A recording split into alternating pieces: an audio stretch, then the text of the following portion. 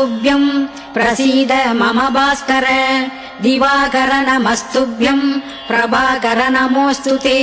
सप्ताश्वरथमारूढम् सर्वलोकपितामहम् श्वेतपद्मनाभदेवम् तम् सूर्यम् प्रणमाम्यहम् लोहितम् रथमारूढम् सर्वलोकपितामहम् महापापहरम् देवम् तम् सूर्यम् प्रणमाम्यहम् त्रैगुण्यम् च महाशूरम् ब्रह्म विष्णु महेश्वरम् महापापहरम् देवम् तम् सूर्यम् प्रणमाम्यहम् ब्रह्मिदम् तेजपुञ्जम् च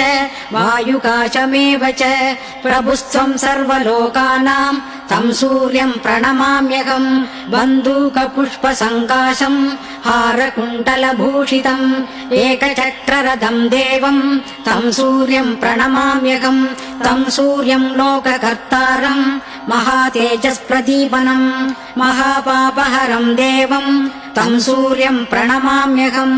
तम् सूर्यम् जगदाम्यान प्रकाशम् च मोक्षदम्